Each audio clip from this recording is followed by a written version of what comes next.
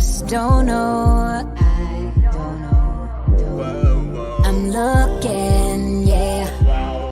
Marc Clarke, that's classic. I love it.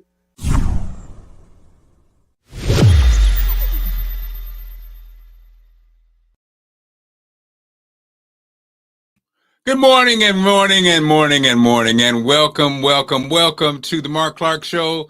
My chief, Bootsy Vegas, is in the building, ladies and gentlemen. He's here. Welcome back, my brother. Welcome back, my brother. Man, how you doing, man? I had to get my Bootsy teeth on. I saw that. Man, let me tell you something. I went to the dentist at 9:30 a.m. I left the office at 1:40 p.m. Good gracious, Bootsy. Whoa, that's a lot of drilling, my brother. Whoa. Now, it's interesting. Bootsy, do you find, well, you hadn't been in a long time, you said, do you find yourself dreading, the biggest dread is getting that mouth deadened up, right? When you got to get that mouth deadened up, right? Ooh. Hey, and the other thing is, the last time I had to take my son, he literally got out of the chair and tried to run out. And I had to like hold him there. Like, this was so funny. He was like frightened. He like trying to run out of the office. So I guess it is genetic now. Nobody in my family likes it, including my son. So no, I do not look fun. But the only reason why I'm enjoying doing it is because of my good government job and health benefits. I get it for free. So I'm going to jump in like double dutch on this one, Mr. Clarke. And I mean, and then look at the chompers, Bootsy. I mean, you smiling more. You used to smile cool. Now you smile for real. So I got them, Mark. I got them Gucci man. I got the Gucci man package. That's what I got. Right. And look, I said, I went in there. I said, give me the works. I'm getting the works, baby, because that's a trick. Let me tell you a little trick about aging, right? Oh. Teeth. As you know, Bootsy, teeth. Your mouth is a big player. Good morning, Coletta. The mouth is a big player. We have friends and family members whose breath and teeth have been almost like their signature for years, right? When your breath is your signature. But now, in all fairness, some people, have, it's probably tied to your gut health. But I'm just saying, you can't ignore it. You know what I mean? Number one, you have to admit you have a problem. First, you have to admit you have a problem. And then second, you got to do something about it. So I'm just saying. Yeah, because the thing about teeth is, at some point, you're going to have to pay the piper for them. You know what I mean? Either you hurt now or you hurt later. But you better get it fixed and checked immediately because you just never know. Or like Big Mama said, you can ignore them and guess what? They'll all go away. Well, So Big Mama ain't lying. Big Mama ain't lying. And it's so funny when dealing with pain at the doctor's office, and Bootsy, my God, you went through it for real. I mean, you are the poster boy for going through for real. I'm talking about dealing with death and cancer and whatever. But as a man, especially Bootsy, you try to be strong, right? It's funny, like it's a mental game, right? God. Let me ask you, Bootsy. Everybody has different techniques. I used to try to run away from the pain. Now I try to just lean into the pain. I'm almost like, because I feel like, it's like, let me just tell y'all a secret. If you ever have to take a cold shower, right? When you have to take a cold shower, most people, the mistake you make, you try to put your body in first.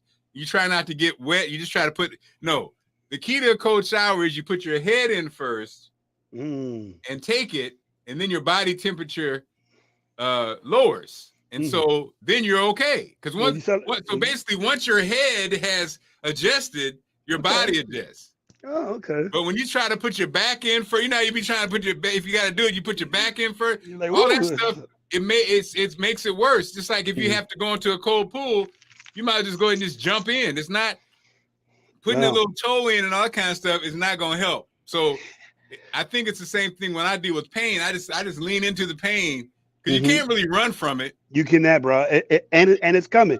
But I'm amazed by the facts you come up with on this show, the information that you find. I would have never known the process of taking a cold shower had I not come across Marc Clarke. Thank you so much for this insightful advice that at some point, probably a struggling single man would definitely need. So thank you for that, man. Yeah. It came from my years of power being off, lights being off. When I was in college, I had these roommates, and then they broke on me in the summertime, so I was stuck with this house with no electricity, right? Oh wow. So I worked at the gym, so I would stay out all day. Only time I'd be in the house is at night to sleep. And so I would just be busy. I'd get up in the morning, go to the gym, take a shower there, work out, play all day, and then I come home right around dusk or a little bit later, so I could just hop in bed and go to sleep. Oh wow, that's Many a plan. techniques. I said, oh, trust me, I've had a few, but that is the most creative one that I've heard. Is working at a gym. The benefits of working at a gym that you never know. You can save on your water bill. You can save on your water bill, baby. Oh, I was wow. doing it, and I had a bike, so you can imagine I was in great shape. Oh my God. Oh, wait a minute. Gigi does cryotherapy. That's the cold joint. Oh my God. Could you do it, Bootsy? When you go into a freezing chamber, could you do it? Somebody would have to tell me the health benefits of it. Like I'm open to trying, but what I'm learning is you need to tell me exactly what it is I'm going to benefit doing. You know, I'm definitely not the monkey see, monkey do type of thing. You know, you got to let me know what it is. Well, Gigi's on the line, but I think it's known to raise your immune system. It kind of almost like ignites your immune system, your body to like fight, to help ward off whatever's going on. So it's almost like a when you're working out, you know, working out your immune system to raise it up to a certain level. So it's like, you know, and so well, as a guy who had 4 years of extensive immune system therapy and maintenance and treatment, I've never heard of that one. So I'm going to definitely research that one, because if so, y'all should have came in my life earlier. But Marc Clarke, we are celebrating some things today, right? We are celebrating. It actually officially would be April 19th, but I just said my anniversary of the surgery, because I had my update, my physical with the surgeon. Okay, it's the first time I went in, and they're checking, seeing how everything's going. So yeah, we're celebrating. I'm lost over 100 pounds. Man, congratulations. Everything's looking good.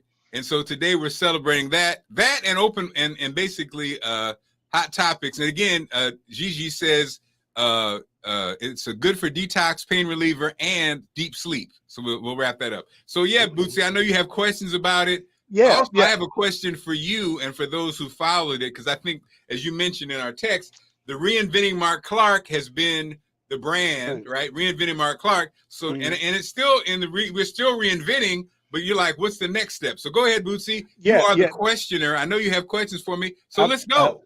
Absolutely. And anybody else who has questions in the chat, please, you're welcome. Jump in. I think this is important that we have this discussion for a few things, because the weight loss surgery in our community is becoming a real normal. It's becoming normal. I don't want to call it trendy, but a lot more people are doing it now. And I don't know if sometimes people know the why they're doing it. It varies. So I just want to know, and I'm sure the listeners do too, what was the day that you decided that this is the process that I was going to do? What was it? One issue? Was it one day something happened? When did you come in your mind that Marc Clarke decided, okay, I'm going to take steps to do this? And then where did you think it was going to lead? But can you tell us the process of beginning it, and then why did you do it? Okay. Shout out to my cousin Valencia. Vivi. Hey, cuz. Love you, cuz. Sending love to the family. She's only on for a few minutes. So for me, Bootsy, I think it is important, because just like that analogy I gave you about the cold water, taking a shower, I had done pretty much everything you could do in weight loss. And Which was what? Because everybody needs to hear this as well. And I'll take you on my path, because people don't know. So, working in radio, Bootsy, as you know, working in radio, you always, a lot of times the weight loss companies it's an easy thing to endorse. Hey, do you want to do this? And so I'll take you through my path because again, why not? It's the Marc Clarke show, and why not? Yeah, but I'm sure it's people like you dealing with how they're going to change their diet, what can make them healthier. So I think it's important that we take these steps to get some insight on why you did it and why it could be beneficial for them. And and the beauty of what we talked about before was, unlike a lot of times, you don't have a lot of time. So we do have a lot of time. So I'm going to take you through my whole path and my mindset to let you know who I am. Because that's another part. when we talk about weight loss and things, That's it's important. like who you are, right? That's important. So I'm going, Bootsy, we're going all the way back, right? Okay, let's go. All the way back. Only child. I'm an only child raised by a single woman. My mother, Jackie June Johnson, right?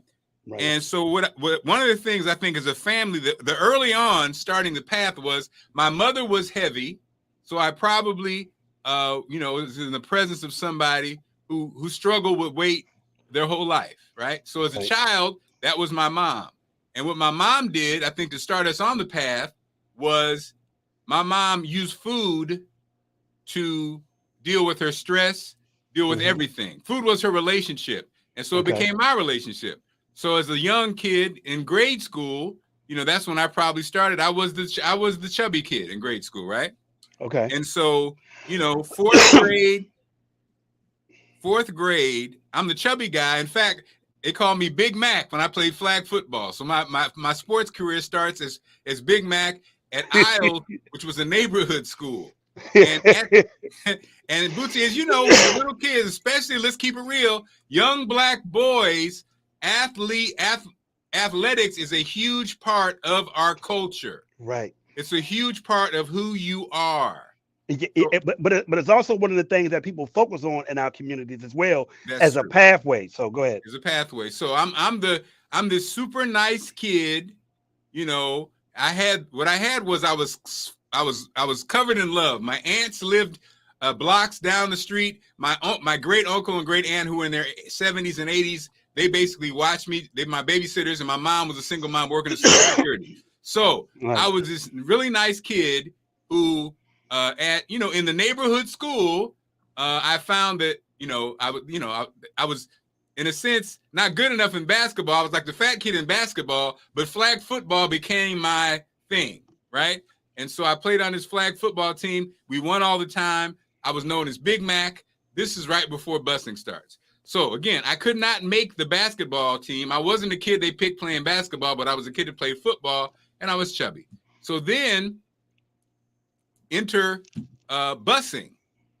So busing took this kid, and this is Springfield, Illinois. And the best thing about Springfield, Illinois, about busing, that it probably was how they wanted busing to work, was that you took kids from the other side of the tracks and you took them over to the other side of the tracks, right? And it was like an exchange. And in Springfield, for whatever reason, the wealthy didn't pull their kids out. So you had kind of like all the schools level got raised. It was almost like, so it wasn't a thing like in most cities, if you go to this school, it sucks. And if you go to that school, you know what I mean? It basically had great schools all around, which that's very big. That's very big. Now, for me personally, what it did was, when you grow up in a neighborhood, you are who you always have been. And that's the thing. You kind of end up being always the kid who didn't get picked in basketball.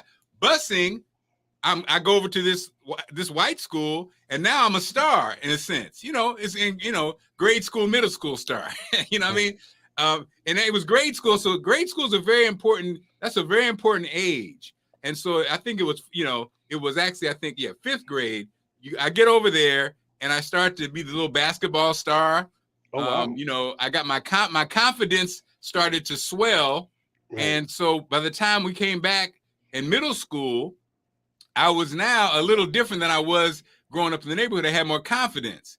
I had confidence about communicating because over there, the parents and the schools, I did the announcements. I kind of like got my swagger. So now I am. Right. So Bootsy, I could say I started doing the media thing right around that 6th grade.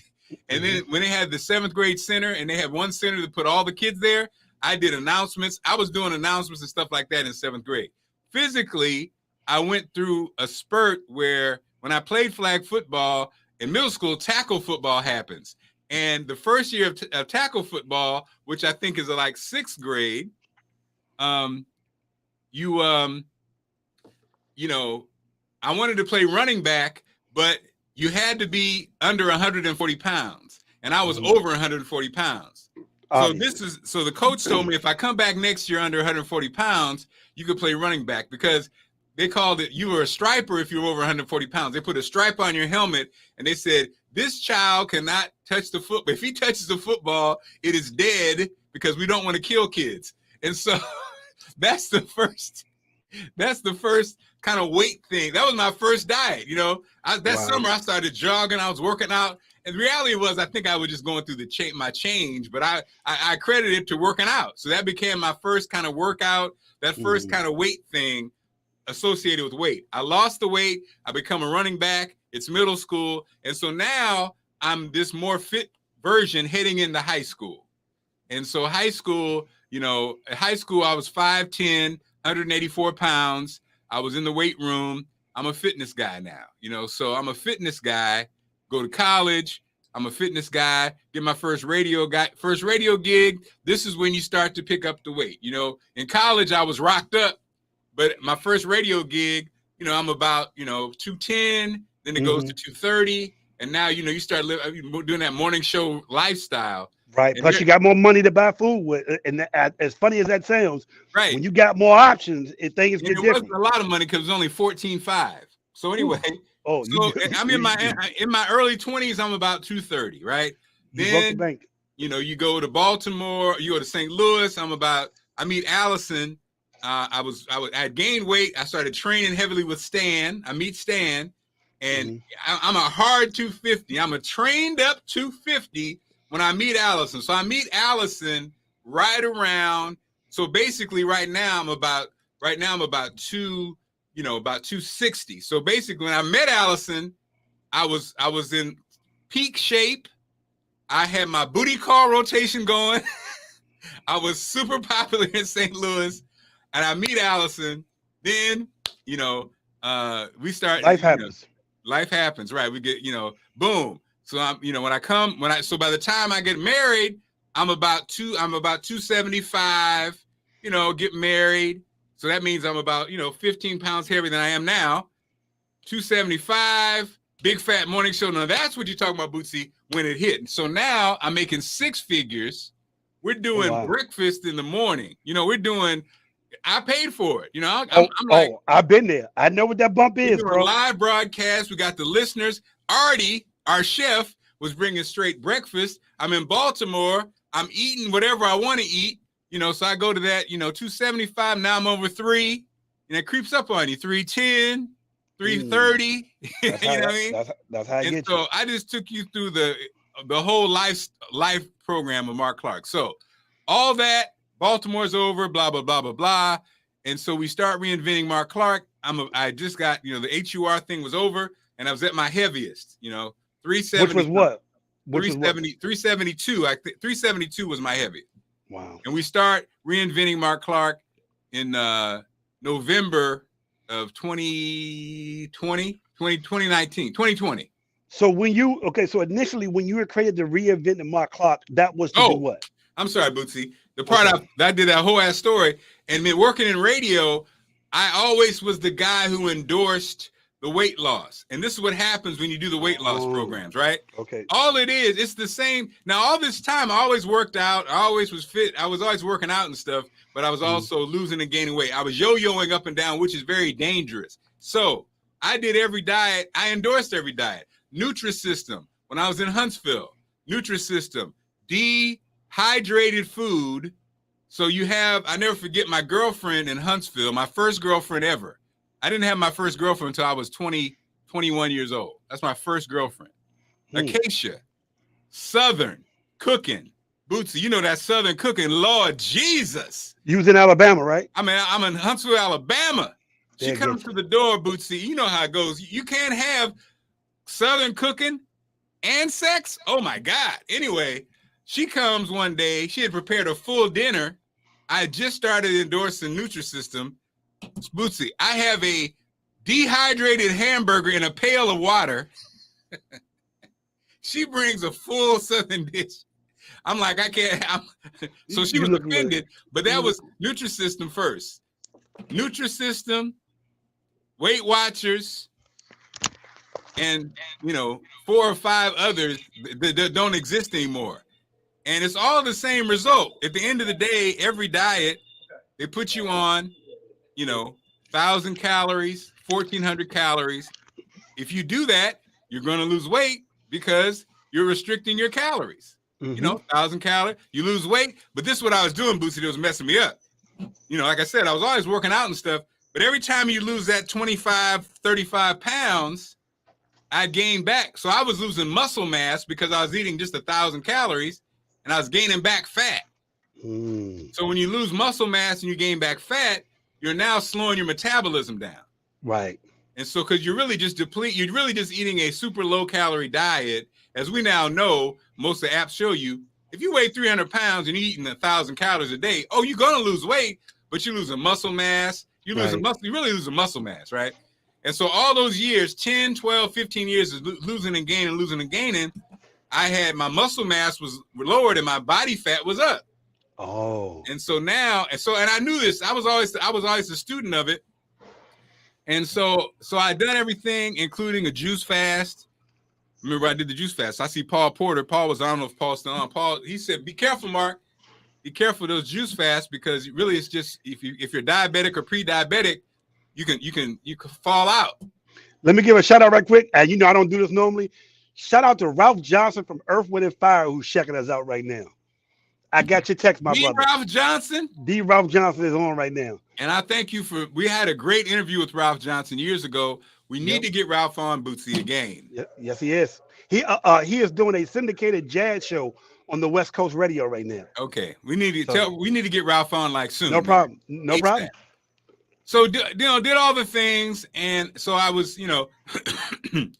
I was, like I say, heavier than I'd ever been. I'd done every diet. I knew what to do, but you ask yourself, you know what to do, but you're not doing it. So I decided, Bootsy, I needed something drastic. And again, the thing though I knew about myself was I know what it feels like to not eat. You know what I mean? I think one of the big things, like you're saying, a lot of people going into this weight loss surgery, they think it's magical, and it's not magical. You know what I mean? Not only am I a student of diets and nutrition. I'm not a student like a doctor, but I'm saying, I know the basics. Right. I also knew that it wasn't it's not a trend. It's not easy. It's not a quick fix, and there's a process that goes along with it that nobody's even familiar about. Exactly, and the difference is you can kill yourself. If you get weight loss surgery and you're your same old self, you can blow up your stomach, you can kill yourself. And so I knew how serious it was. And anytime you have a surgery, it's very serious. So I knew how serious it was.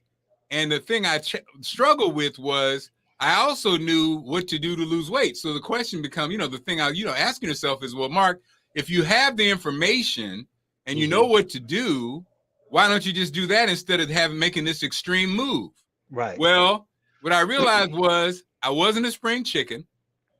I obviously had done this, up and down many times before, but something inside Bootsy said it was time. I think the technology had improved. I saw many people that I knew do it, and I figured I was going to be armed. And the people that you saw, were they successful at it? Like, did you get insight from them before you did it, or you were just I just saw them from a distance. You saw a big boy in LA. A lot of the people were much bigger. I mean, 400, 500 pounds, had been that way their whole life. I knew I wasn't really that person, but I figured I could use it again, as they tell you, as a tool, using it as a tool. And that's how I continue to use it. And that's how I used it, because what it does is it changes your relationship to food. That's what I needed. I needed to change my relationship to food. I felt like I was strong enough to do it. I know I am strong enough to do it, but I decided to go ahead and go this route. I'm glad I did. Okay, let me ask you this question. So how, in your mind, were you rationalizing a surgery to your relationship with food? Like, maybe you can give us some insight on, what did you come to the correlation, the fact that if you had this would change your mental mindset in your relationship with food? Explain that dynamic. To be honest, I think it changed my relation to food after I've done it. But I think what I was thinking about was, I was, when you're over 300 pounds, you really are, it's crazy.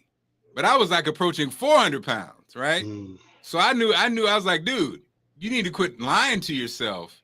You are in a health emergency, health crisis. Bootsy, the irony, not the irony, but I remember in St. Louis when I was 230, I go to this black doctor, and man, he said, because he knew my health history. My grandmother had both her legs off. She had diabetes. My mother had diabetes. And so he just looked at my numbers and he was like, young man. And now look, this is when I was 230. Wow. And that's like 30 pounds less than I am now. He said, young man, you are on a collision course for tragedy. Wow. How old were you? You don't do something about it right now. How old were you? How old were you? I was 20, like 27. So did it register as a 27-year-old? No. Okay. And you know what's crazy? And I was kind of like taken aback because I was in my mind like, this dude is super intense. But again, he's an African-American doctor in an African-American community, and he sees every day people like me who come in that damn office, and he already knows how this party's going to end. I remember Bootsy, my family physician, Dr. Lee, my mom was in her 40s, and he was saying the same thing. Jackie, your mother had her legs off, and if you continue to live this way, you're going to have your legs off too. I remember being in an office like, what is she talking about? So Bootsy, the irony of the doctor in St. Louis was he died. He died like a month after I met with him. So probably he was just on 10 because he was dealing with, real health issues, and he was just trying to. And so I think that's the part that a lot of people, that's what the COVID piece, I think what it's really about for the black community. Look, all the black folks would be like, well, COVID, et cetera. Here's what we got to talk about. It's the third leading cause of death in the black community. Right. So I don't give a damn. You can have all the theories you want to have where it came from, but I think it's the third leading cause. Now, this is what I think it really is, Bootsy. What it is that we take lightly serious health things. As you know, you talk about all the time. You already know, because you live it, how simply eating McDonald's or fast foods versus eating living foods can impact your system, your immune system, and make you vulnerable. So I think black folks, and I'm just generalizing, because my mother diabetic, taking insulin every day. We argue all the time about. So that's exactly what I was doing with my mother. Verbatim. Argue all the time, but I can have a piece of cake. I can have a pie. Yes, verbatim. You can, but you're not taking seriously your health situation. I think Americans, not just black Americans with hypertension, high blood pressure, same thing, diabetes, increased sugar levels.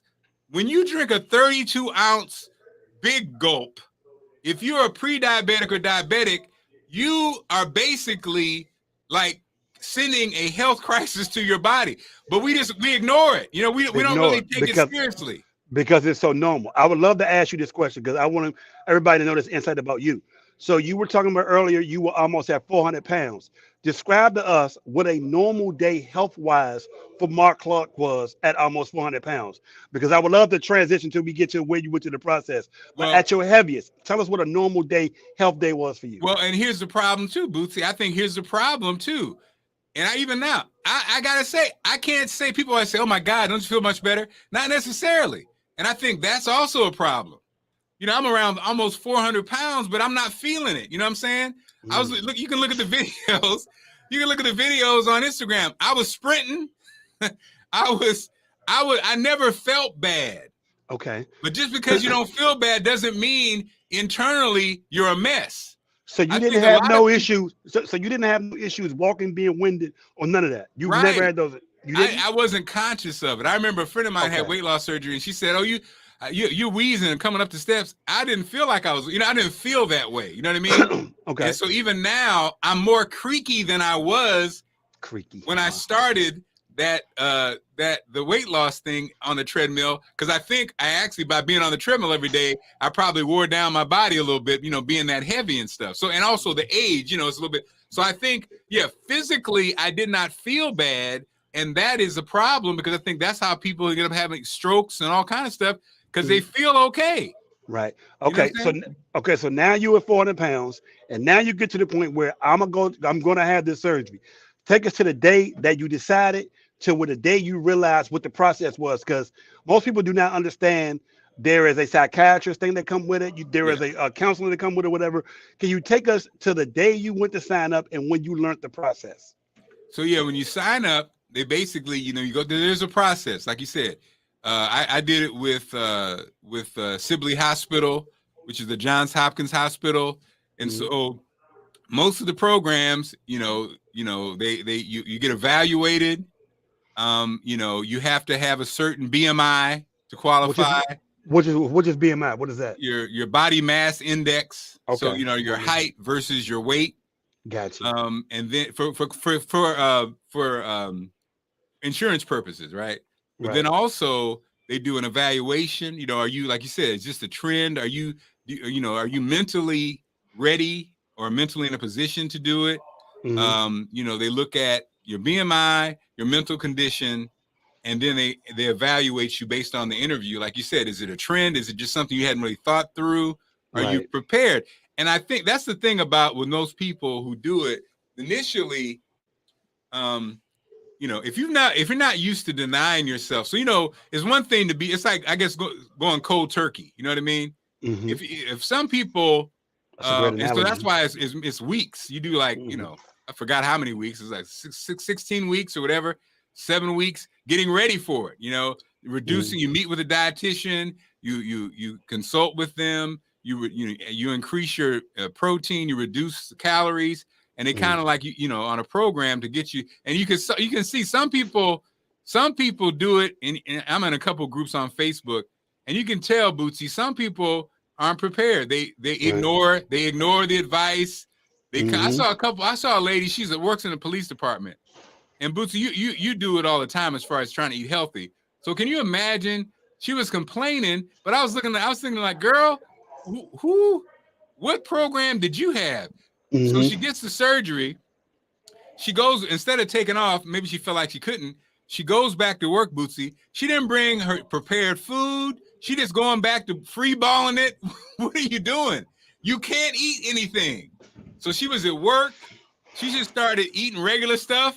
And then she got sick. You know what I mean? I was like, what is going on? You can't do that. She was risky. And she was like, I'm not losing any weight. Of course you're not losing any weight. You're treating this like it's just another day. No, you have to change your whole life. You have to prepare. First you got soft foods. You got drinking and jellos, and you can't just going in there eating some chips. You know what I'm saying? Right. You just can't. Yeah. Okay. So now take us to the week before the surgery. So now you've done the 17, 16 weeks or whatever. You've been going through all this. Take us to what it was like 7 days up till before you went in to have this surgery. Were you having anxiety? Were you having second thoughts? Were you thinking about canceling? Like, tell us what you were going through. No, I was ready. Okay. I was ready. I was ready. I wanted the results. I'd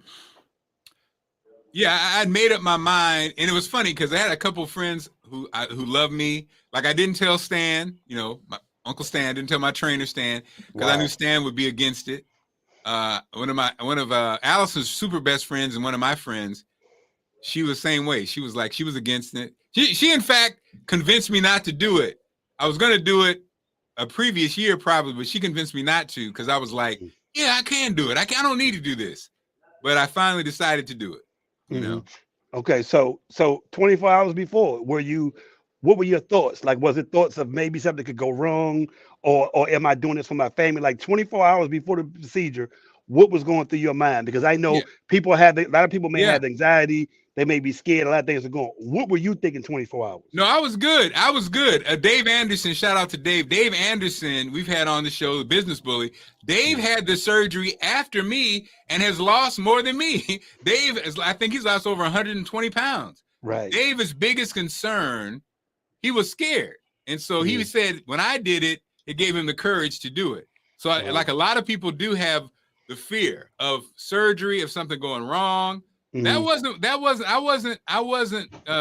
my concern. I was kind of just saying, hey, it's time. Yeah. Okay. So you go in. So you have the surgery. Can you tell us what the first 7 days post surgery was? Because obviously it's happened. Your body.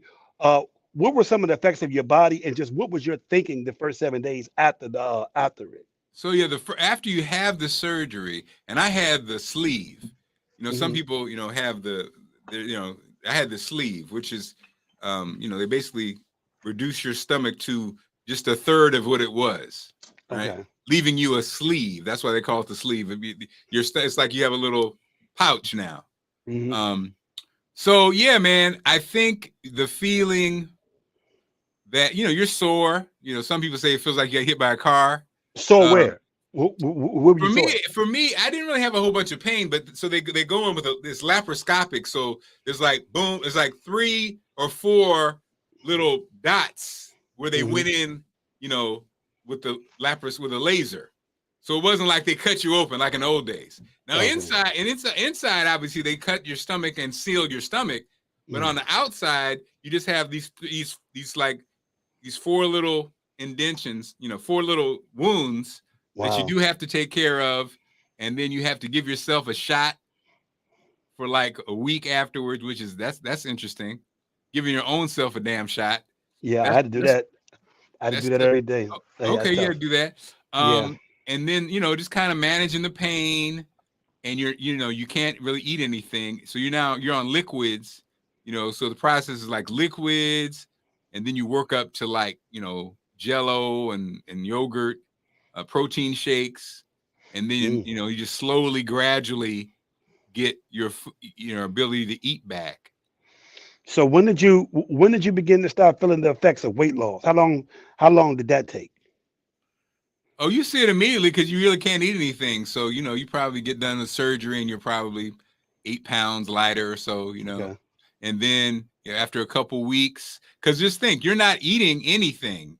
You're not your stomach is out of commission. So you're really just drinking protein drinks or smoothies, Was that hard? and not that much. You can't. So your stomach is 1/3 its size. So you can't, like, water and food. You can't, like, you have to sip. You can't gulp anymore. You have to Ooh. sip. You have to eat very slowly. There's no more of those gulp gulp gulp gulp. None of that. And it also, how your grandparents told you basically to eat and don't drink at the same time, whatever. All these kind of rules that you start thinking about, and then you get it now, because if your stomach gets full of fluids, then you obviously don't have any more space. So Wow. it's like So were you managing that. so were you having hunger? Like were you hungry after you do it, or does it make No. it easier to be full now? Oh yeah, yeah. You're not. You're the hormones that that that are a part of hunger. They kind of take those out. So initially, Oh, your hunger and all that kind of stuff, it kind of goes away okay. the Okay. first couple months. Okay, so tell us what life is like now. Okay, so now a year has been into it. You've lost 100 pounds. You look different. You said you don't feel that much different, whatever. But just psychologically and just where you at as a lifestyle right now, can you describe to us a year later what is it, and can you give us the pluses and the minuses maybe, or the benefits, or what it is that you're feeling right now, post a year now? So I think, like I said, I think my relationship to food is different because what you realize. We talked about this before. So after I did the vegan challenge, I haven't returned to meat yet, and I'm not saying I'm not going to return to meat. I just Hmm. haven't, right? Hmm. Because it's almost like, I think psychologically, I know how much it takes for your system to digest meat. Wow. And I also know that, like we talked about, Bootsy, the hormones that are in meat also, like you said, when you're eating dead meat, you're eating Hmm. dead food, all those Or things that I've known or forever, but for or whatever the other, reason, Bootsy, it's you didn't do it. resonating. But the other thing about red meat, which I have been getting on my 11-year-old son about, is the fact that when you learn the fact that red meat is very acidic and it slows up your blood flow. You know what I mean? Like, I think if that would have been expressed to me earlier, I would have got off it a lot earlier. The fact that it is super acidic, and the fact that it clogs and stop the circulation of your bloodstream, which is something that probably you think about now more than ever. So you don't eat meat. But go ahead. I wanted you to finish that. And again, I'm not saying I'm off it. So if y'all see me with a wing, don't slap it out my hand, because I might punch you in the face. I'm just kind of like, you know what I mean? I'm just kind of figuring it all out.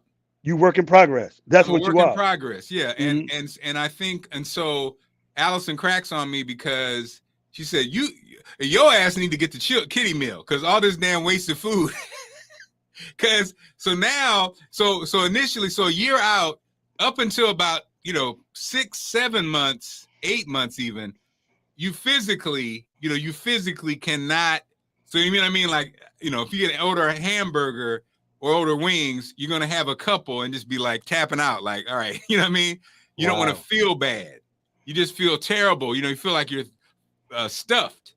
And so then I get it now. You can eat a little more, and this is, I think, this is where you go wrong, because you go back to your bad habits and you start to eat. Let's say before, even with something simple, like I'd have an egg and a piece of toast. Right. So now I could have a couple eggs. You know what I'm saying? Got you. And so it'll sneak up on you. You look back and say, "Wow, I just had a piece of toast, 2 eggs, and a piece of da-da-da." I'm like, wait a minute. So then you're like, wait a minute, because when you're just doing it 1 egg and 1 piece of toast or something, you're like, you feel like, oh, I'm good. You know what I mean? That's my breakfast. Right. I'm good. Like today, I had, a oatmeal with a banana, and it's interesting. The other day, I had coffee first, and so I had to just have half the oatmeal, and just left it there, and then came back and had the other half. You know what I mean? So again, the relationship to food. I can, and even now, sometimes I'll make too much, like I'll be in the mood for a nice whatever, and I'll make like I had avocado. I had some avocado last night. I did an whole avocado, and because I wanted it, I didn't do it on toast or anything. I just had the avocado by itself, seasoned it. I didn't, you know what I mean? So it's like, your relationship with food is different. You realize a lot of times before, I use wings as an example when we talked before. So you're having some wings, and they are banging, Bootsy. They're banging. And so the reality is you probably were full after 3. Wow. Right? But you got 10. So, you're sitting there, you're eating them because they're good, right, and because they're there.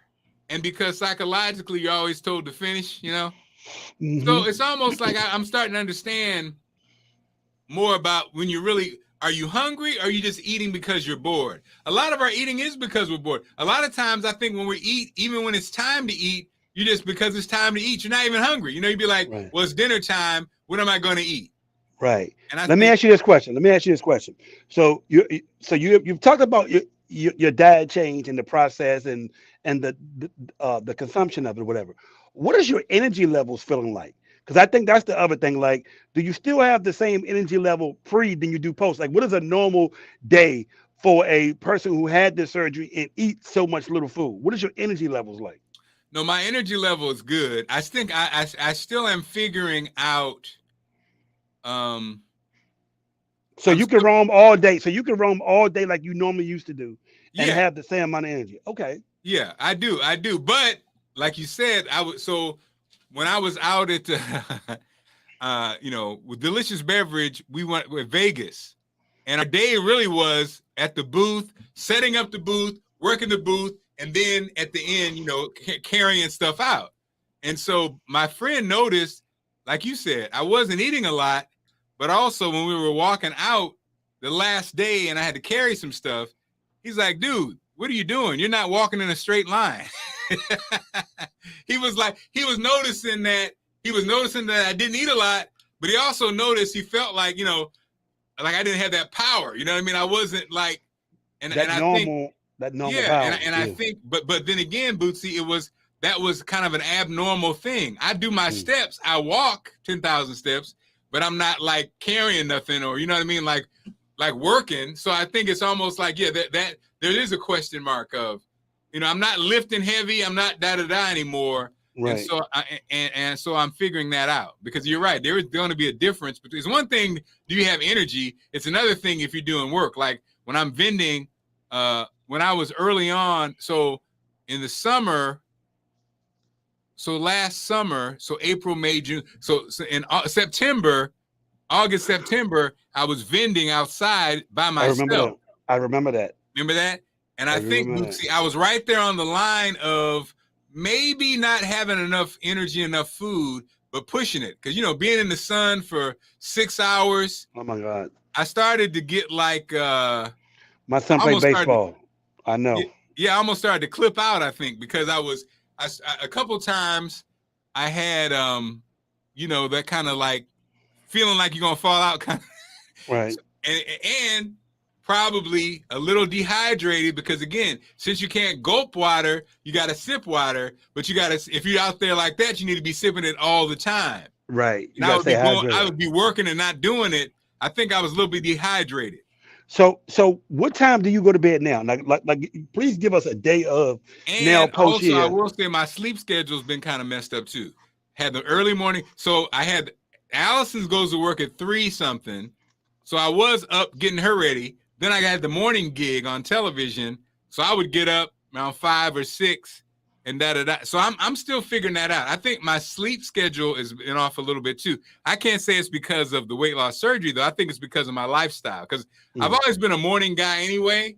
Me too. And I think the early morning job just added to that. So I still find myself, you know, I fall asleep on this couch in the base downstairs. What time is that? Like what, 9ish, 10ish? 10:30, yeah, 10:30. Watching television, or I fall but I wake up like at 3 when Allison's going to work. I wake up around 4. Like today, I woke up around 1:45. You know. Whew. Hey, that's the one thing about morning shows I do not miss. Because boy, when I was on Donnie Simpson, it was a different call time, and the thing about him was you had to be ready when you walk in. Was no lingering in. You better have it ready. Yeah, let's go. Be ready. You better be ready to talk, speak, and I had never. And I went from being in a go-go band, getting at home at 2 in the morning. You know what I mean?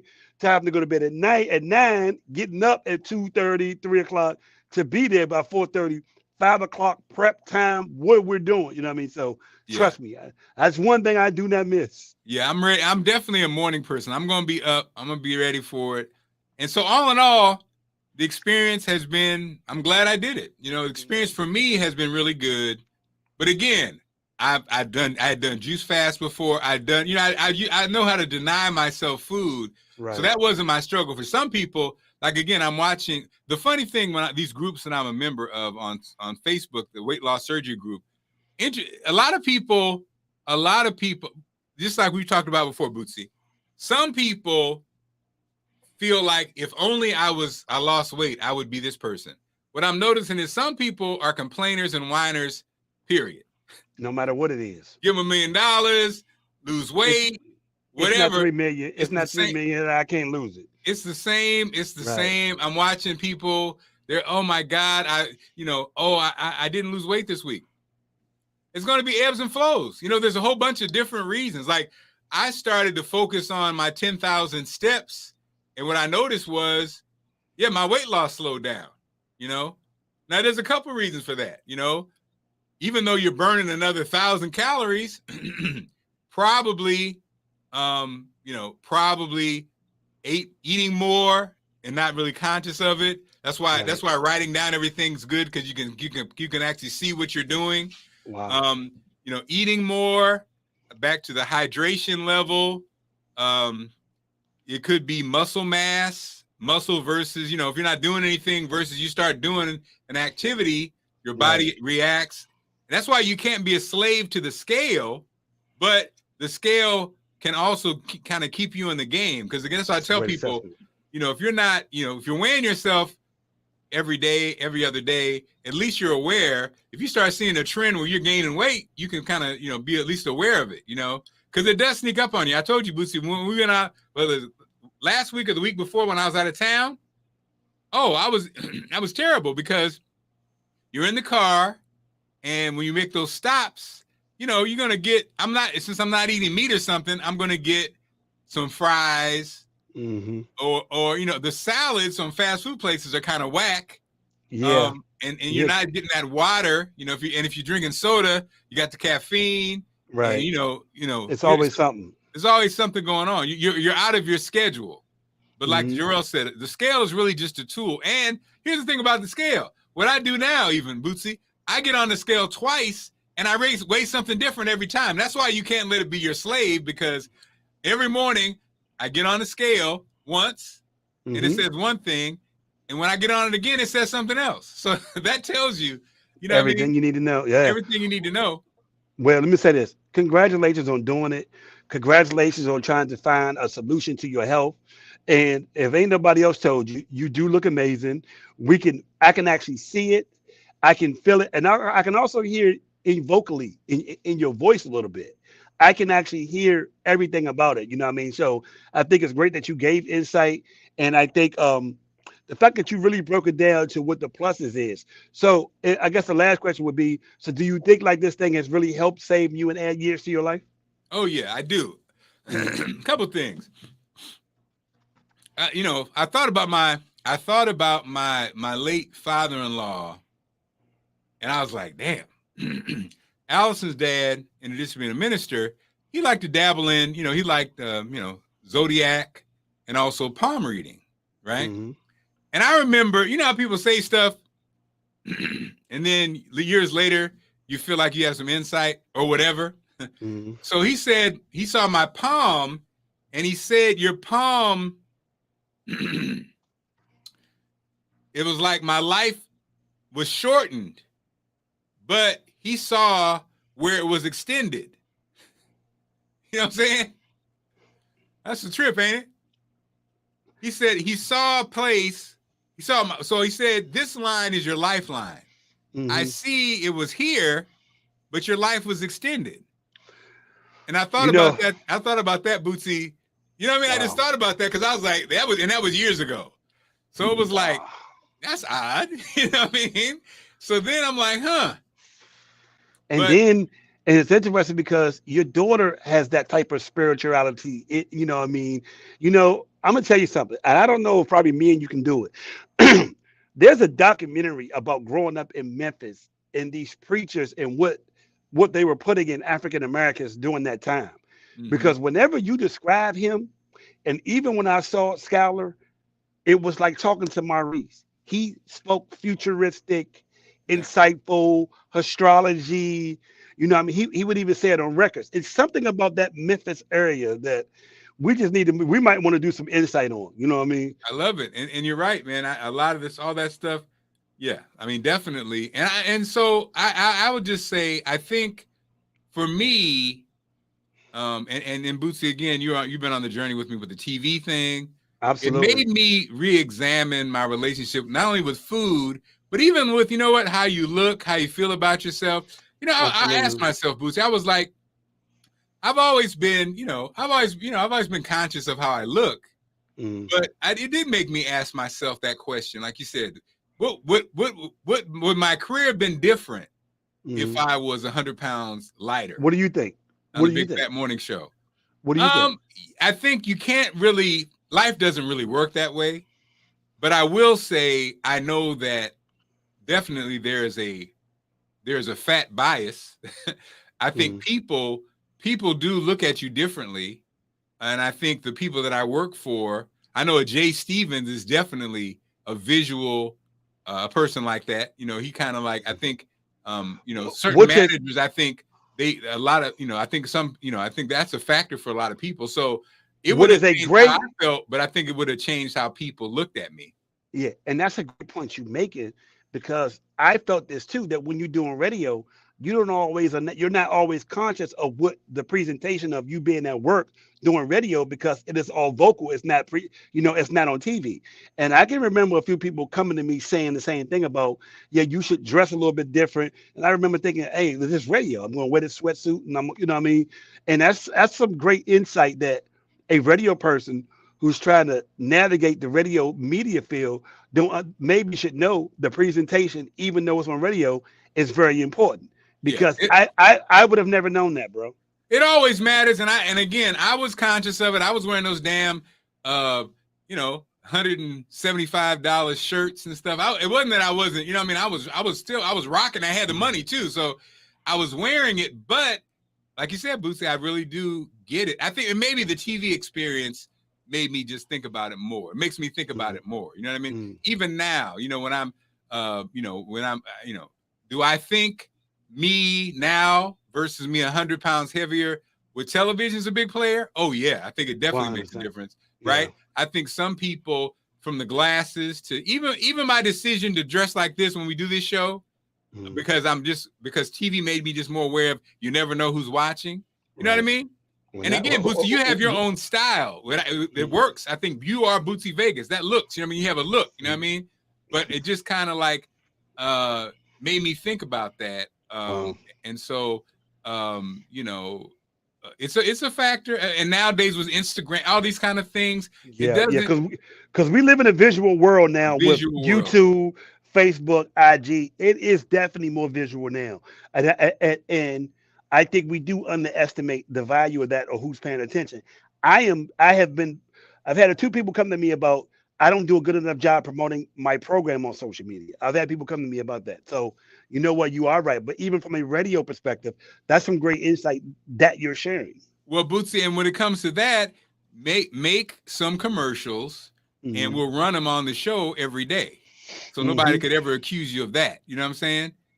Make some commercials, get permission from the kids, have that be an assignment. I need 4 commercials. I need y'all to make 4 commercials, 4 creative commercials. Whoever wins, they win a cash prize, and they run them, and we run them on the show. And I'll help push that out there because, I don't want anybody to say that because, there's no reason why that should be the case. You know what I mean? I'm literally having a meeting about that today. But go ahead. Yeah. Well, and again, so we'll do that, man. And again, that's what this platform is for. For those, I see you out there, Sheridan, Jarrell, Torre, Miranda, anybody pushing your brand, your message, your business. Absolutely. That's what this platform is for. If you need help creating content, we'll help you, and then we'll run it on the show and also help run it on the system, because that's what this whole thing is about. So Bootsy, with that, I have some other stuff. We'll save that tomorrow. I'm gonna talk to my man, Tony. Tony's out in California, but he just did an interview with Cathy Hughes. And it's interesting because, some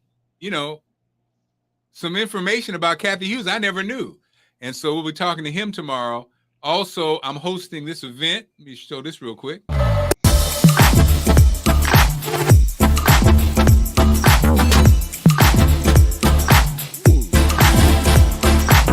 Love, April 30th. That's a Saturday at the Miracle Theater. Bootsy, you know what the Miracle Theater is? In DC or in Baltimore? In DC. Here it is.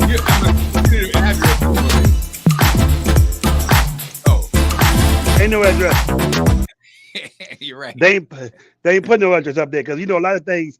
The last 5 years in DC they've been changing names to everything around here. That is true. Stuff that was one thing, it'll be something different now. Amy from the Story District will be on, and well, Saturday, my son plays in a tournament in Bowie Bay Sox, and the winner of this team gets to qualify to go play on ESPN Little League Championship. Yeah, so he's made it. We actually had a scrimmage game yesterday. My son had 6 strikeouts, 4 RBIs, so this Saturday is going to be like a big day. He's a pitcher? He pitches and plays third base. Yes. Oh no, you got a pro, baby. Yeah. And he been balling out. So he's made this traveling all-star team. Every day this week we have been doing a strict diet. We both have been doing the smoothies, alkaline water with vitamin C tabs, vegan tacos, like vegetable tacos. We have been on a strict diet because he needs to be loose, active, and ready to play, because if he pitching or if he's playing at third base, he got to be ready. So I'm really excited about that. Bootsy, go ahead, Dad. Go ahead, Super Dad. Look, man. Yeah. Bootsy, let's go. We need to go to some baseball games with the son. Let's do it. Yeah. Hold on. Shout out to Paxton Baker, minority owner of the Washington Nationals, who allows me the only real perk of being. This is God. It's gonna sound bad. The real perk of Dean Wood Radio Broadcast Journalism Program. This is the perk that I get. Number one, the fact that I get to go participate in my kids' graduations and go to these cookouts knowing that they're going to college. But the other perk is that I get to build these relationships with Allison, Donnie and Tracy, where they facilitate the kids. And then the big perk is Paxton Baker allows me at least 4 to 5 to 6 times a year. We get home plate seats for the Washington Nationals. Oh, So I get to be like super dad. Like we're literally behind the home plate. I'm talking. We get to go to the warm up where they do pre gaming.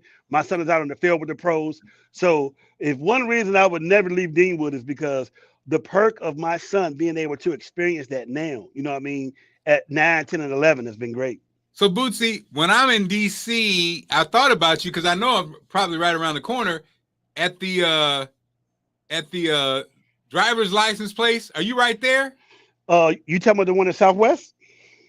I don't know, the one by the Popeyes. Well, first of all, it says Deanwood over there. Oh yeah, that's where I'm at. I know exactly what you're. Is it? So where are you by? Like around the corner from there, from that Popeyes? 5 minutes. The Subway? 5 minutes. There used to be a theater? 5 minutes. So next time, because I was there and I said I need to go see Bootsy because of course I was there for 99 hours and still didn't get nothing done because that's just how it is in DC.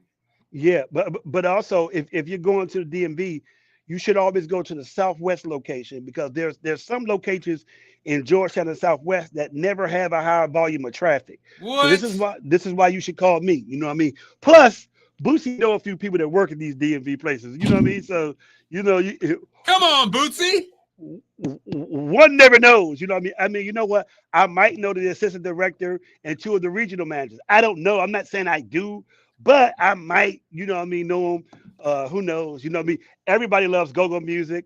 Everybody loves Donnie Simpson's show. I'm just saying. Oh, what about Bootsy? What about unemployment? Do you know anybody in unemployment?